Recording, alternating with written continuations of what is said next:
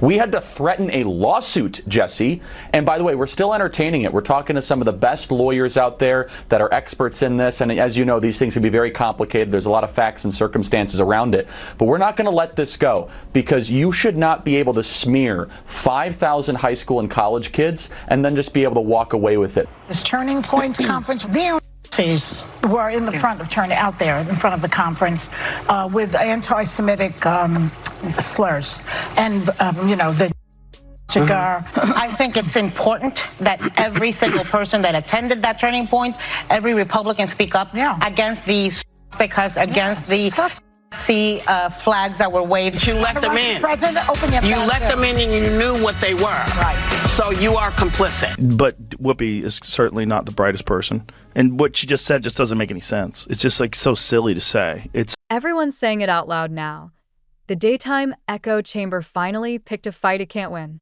Yes, this is the clip you came for. The aftershocks from Charlie Kirk dropping a $100 million legal hammer and Joe Rogan roasting The View so hard the table rattled. That's the headline, that's the energy, and that's exactly where we're starting. Because in a media world where smears fly faster than facts, a single number with 8 zeros is the one thing that makes the room go quiet. Here's the core. Turning Point USA says The View smeared thousands of kids who showed up to a youth conference. I think the problem with that show is that show has this very specific ideological bubble in which they operate in. You know, and they always bring on a token conservative woman and they yell over her and silence her. And, you know, they did that with Meghan McCain, and they did that with what is that other blonde woman from Survivor? Do you remember her, Jamie? She was always yelling. I mean, it's high schoolers, college students, many of them first-time activists, and the response wasn't just a sternly worded email. Kirk's camp-threatened suit kept the option alive and aimed right at the jugular.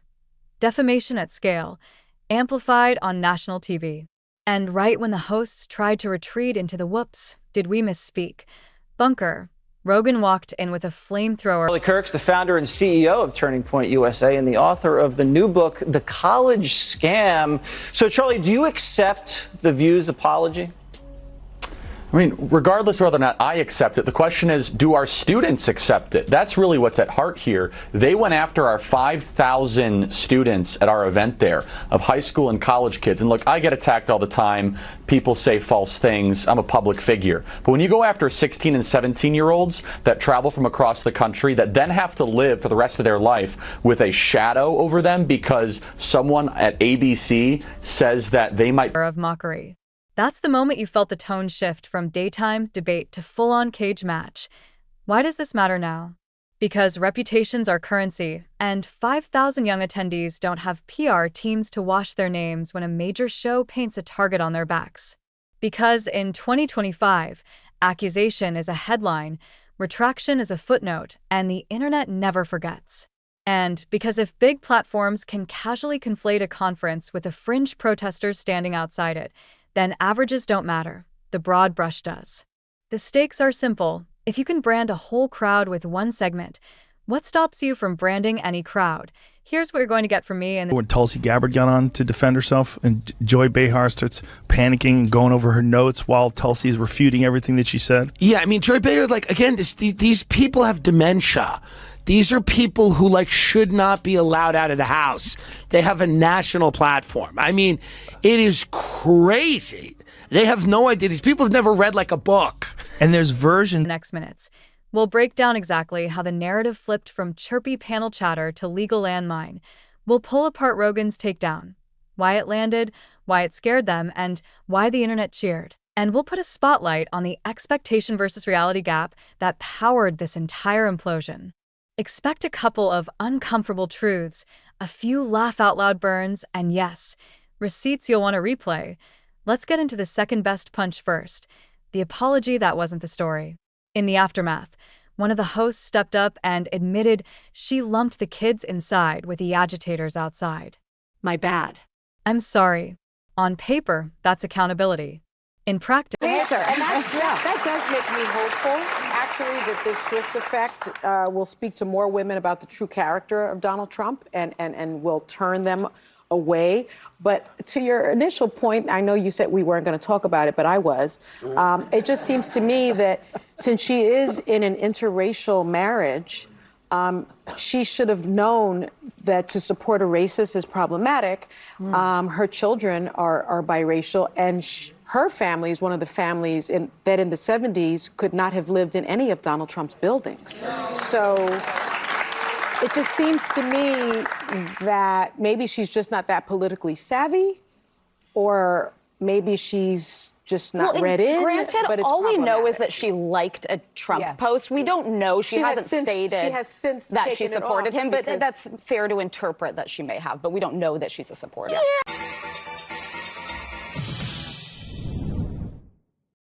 It's a thimble of water on a blaze you help start. Context. The event itself, organized, credentialed, students lined up with lanyards. Outside, the usual circus of hangers-on and fringe idiots waving offensive symbols, no one inside invited. Application. When a national show connects those dots for millions of viewers, the reputational damage doesn't vanish just because you whispered a correction 24 hours later. Framing. Expectation versus reality. Expectation. Daytime TV will be careful with kids' names and reputations. Reality, careless framing, viral clips, and an apology that can't outrun the algorithm. Now the strongest punch, the dollar amount and the message. Austin says, "Hold my beer," and is literally claiming Republican women can't think for themselves. I think that women, white women in particular, want to protect the patriarchy here because it's to their benefit. They want to make sure that their husbands do well. They want to make sure that their sons do well. They want to make sure that their children do well. And they want to make sure that they do well. Most of the women in some of these studies are married white women, and they do fall in line with what their husbands are doing. Carries. 100 million is not a number. It's a siren. It says, if you make a mess this big, you don't get to mop it up with a shrug. Whether this ends with a filing, a settlement, or a long shadow of legal pressure, the intent is unmistakable. Raise the cost of reckless rhetoric. And this is where Rogan's commentary turned the dial from TV kerfuffle to cultural indictment. He didn't just call the show out. He dismantled the scaffolding that keeps it standing, ideological. Well, never mind all that stuff, because COVID also taught Sunny Hostin how to get her groceries delivered. Yeah, I know, amazing. But that means it's time for... Living your life and you're feeling low. You don't know what is true. You don't know what's true. So you quick flip through the channels to watch Sunny on The View. Oh my God, the stuff she says is dumb. Where the hell they get this woman from? She's a host who's always crass and lame, with lots of nonsense to proclaim. Comfort, rehearsed outrage, the ritual humiliation of a token dissenter. The punchline wasn't funny because it was mean. It was funny because it felt true to people who've watched that format for years and learned to predict the script. Here's the part everyone remembers because it stung. Rogan's critique framed the panel as a self-satisfied bubble, allergic to humility, quick to smear, slow to self-reflect. He poked at the dynamic. Once the camera's cut. Make fun of The View a lot, but that's only because they keep talking. Those hens are always clucking. They get to say stupid stuff for an hour every day, and then I get to say stupid stuff for an hour every day, except on purpose. But every now and then, one of those dingbats inadvertently says something that reveals modern liberal thought so perfectly it deserves further study. You know, like a weird serpent that washed up on the beach and you want to poke it with a stick. Where a conservative guest is invited, interrupted, cornered, and then framed as unreasonable for not smiling through it. He questions specific hosts' arguments without mercy, calling out half-baked premises and theatrical certainty. And whether you love him or hate him, the audience heard something rare on big platforms, a counterpunch immune to shaming. That's why his take traveled faster than any apology ever will. Years. So, Sonny, I bet you haven't been in a supermarket since COVID for about 3 years. I haven't been love in a the supermarket since COVID. For about 3 years, that's when I discovered Instacart, and I give them a big tip because they don't always pay their people well, and it's so that's been an issue I think for the company. But man, you can get toiletries, you can get fire logs. You know those big Bounty towels you don't want to carry. Those from Costco. Somebody else goes. Fire logs?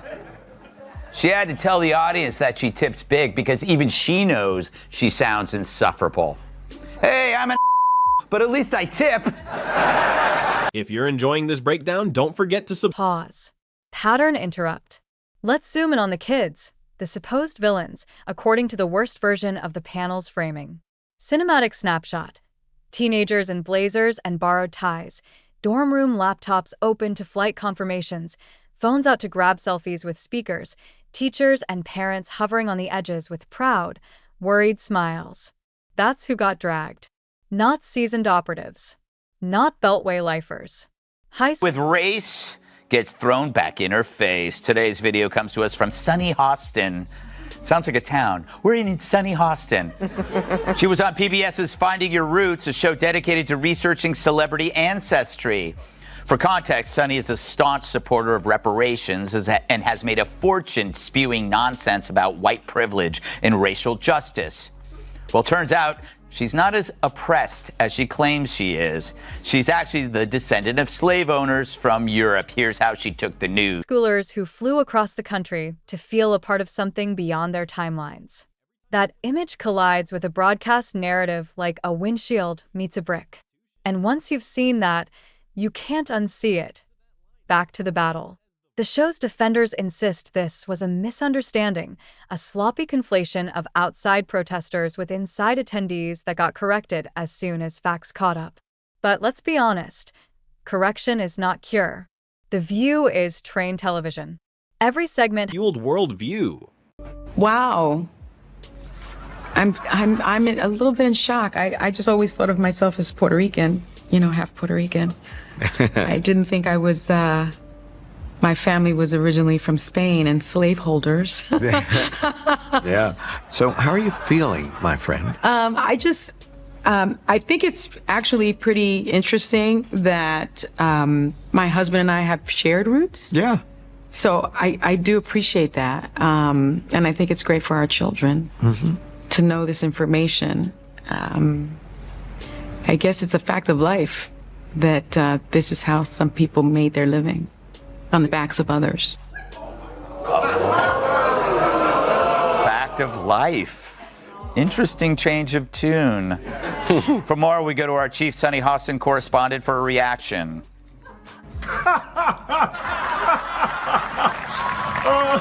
Has a producer, prep notes, fact checks. When you choose speed over precision, that's not an accident. It's a priority list. Expectation.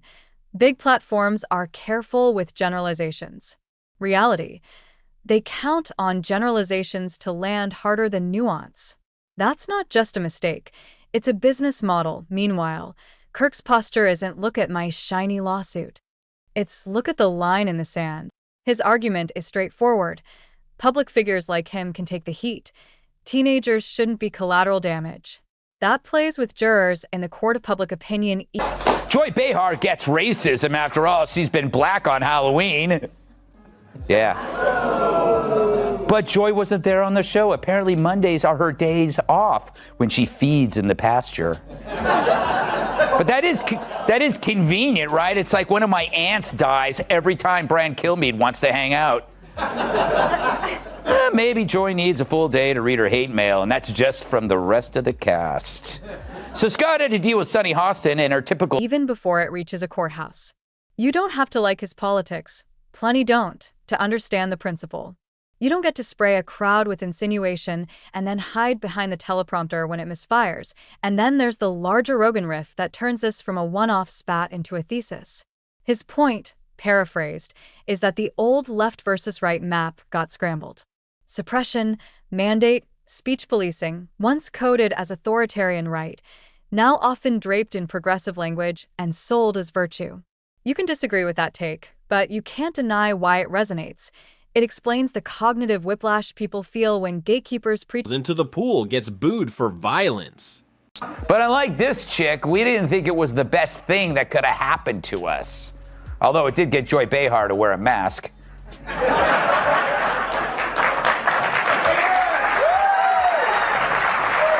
You make me sick. It's funny, her being named Joy is like me being named ugly. Tolerance while practicing gatekeeping. Expectation. The side that says it protects truth and compassion will tread carefully. Reality. Too often it swings first and edits later. Open loop. We'll come back to what discovery would look like if this goes the distance. Because if you think the internet's fed now, wait until emails about segments, and frantic Slack threads enter the chat. Let's talk ideological TV as character drama. That show is a character. It has personality traits. Always certain, always moralizing, always the hero in its own story. It has a signature move. Invite a dissenting voice, interrupt it into oblivion, then claim the moral high ground for holding them accountable. And for years, that script printed money, safe applause from the faithful, predictable viral clips for the afternoon timeline. But every character with a shtick eventually meets a plot twist. The twist here is simple. The audience is no longer satisfied with applause lines. They want proof. And in a world where anyone can post the full clip, the cutaway no longer controls the narrative. Now the Tulsi moment, the Sunny moment, the uneducated moment, these flashbacks become context, not detours. They show a pattern, broad labels thrown like confetti, with the assumption that they'll vanish into the next news cycle. But that's not how the 2025 archive works. Labels linger. People pull tapes. And when you call millions of voters lesser, it sticks to your brand like gum to a shoe. That's why Rogan's jabs landed. He didn't invent an image of elitism. He mirrored back the one they'd spent years painting themselves. Another pattern interrupt. Imagine the courtroom, not as a legal chamber, but as a stage with brighter lights than Studio A, counsel reading transcripts into the record, producers testifying about prep notes and the decision chain, a judge asking whether a correction on Tuesday undoes a smear on Monday once 10 million people have moved on. Discovery turns into a content calendar, and every document is a potential episode. Even if this never hits trial, that's the theater lawyer's stage in letters and calls. Which is why a big threat moves mountains long before a gavel drops. Pull the camera back. This is about more than one show, one activist, one podcast star. It's about how influence works now. Outrage is a market. Smears are cheap to produce and expensive to clean up. The asymmetry is the point. Platforms bet that speed beats accuracy. Critics bet that receipts beat vibes. And when receipts meet speed, you get a clash like this. Daytime TV versus the internet's favorite brawler, with a legal spotlight burning a hole through the middle. Remember the expectation versus reality anchor.